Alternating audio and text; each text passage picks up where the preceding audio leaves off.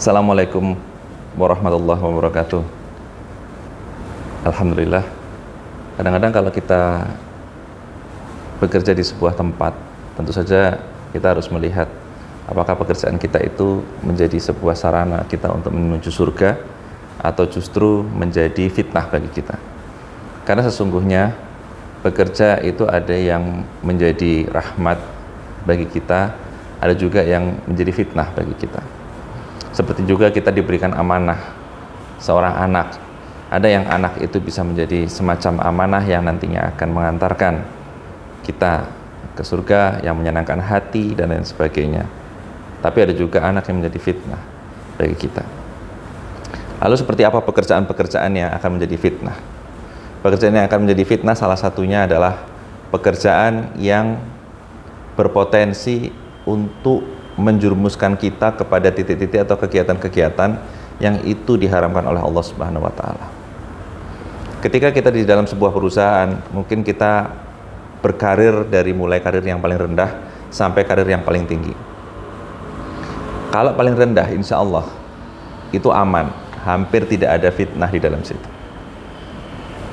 Justru yang terjadi adalah ketika kita sudah semakin tinggi, semakin tinggi, semakin tinggi, semakin tinggi. Karena kita tahu bahwa semakin tinggi jabatan seseorang, kewenangannya semakin besar. Dia bisa melakukan apa saja, atau dia harus melakukan apa saja. Nah, hal seperti inilah yang justru nanti akan berbahaya ketika ada kewenangan-kewenangan yang nanti harus menabrak kepada syariat Islam. Sebagai contoh, dulu waktu kita masih masuk ke perusahaan, mungkin pekerjaan kita hanya menghitung. Saya kira kegiatan menghitung tidak ada yang menjadi fitnah bagi kita. Tidak ada kegiatan yang menzalimi diri kita maupun orang lain. Tidak ada hal-hal yang akan membuat orang lain menderita. Dan tidak ada kegiatan-kegiatan menghitung yang kira-kira kena riba. Enggak ada. Kemudian kita naik lagi menjadi manajer misalnya. Kewenangannya bukan saja cuma menghitung, tidak cuma mereview hitungan misalnya, tapi kewenangannya kadang-kadang juga harus mengontrol orang. Nah, mengontrol orang ini mungkin ada faktor zolim tidak zolim. Nah, ketika kita itu sudah bertabiat tidak baik, maka kita berpotensi untuk menzolimi orang. Dan ini bisa menjadi fitnah bagi sebagian orang yang mau masuk ke sarana manajer, ke bagian manajer. Semakin naik lagi, mungkin nanti ke direksi. Direksi, kewenangannya sudah lebih besar lagi. Bukan cuma ngatur uang, ngatur duit. Kalau ngatur uang saja sudah berpotensi untuk menzolimi orang, bagaimana dengan ngatur duit? Pasti lebih besar lagi potensinya. Apalagi ngatur duit juga hubungannya ke riba. Bagaimana nanti riba yang diterapkan di perusahaan kita, apakah masih harus ditandatangani oleh seorang direksi? Padahal jelas sekali dalam Quran yang namanya tanda tangan ya, menjadi saksinya, menjadi pelakunya, itu semua kena yang namanya riba.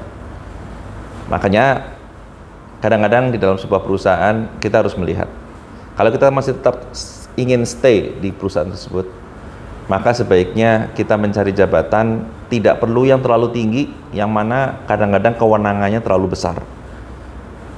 Mungkin kita tidak ingin melakukan kegiatan-kegiatan yang hubungannya dengan kemaksiatan, tidak ingin melakukan kegiatan-kegiatan yang mengandung riba. Tetapi ketika pada posisi tertentu perusahaan menuntut kita untuk melakukan itu, maka itu menjadi fitnah bagi kita. Dan itu kita harus antisipasi. Disitulah umat Islam harus berpikir bahwa sebaiknya jabatan saya, kewenangan saya sampai di sini saja. Tidak perlu naik ke yang lebih tinggi lagi. Karena saya tahu yang lebih tinggi di sana itu, di jabatan yang lebih tinggi dari saya itu, potensi-potensi untuk zalim itu besar. Potensi-potensi untuk merugikan orang itu besar. Potensi-potensi untuk melakukan kegiatan-kegiatan ribawinya itu besar. Dan lain sebagainya. Makanya sebagai umat Islam, jangan hanya melihat jabatan dunia, tetapi apa impact-nya di akhirat nanti.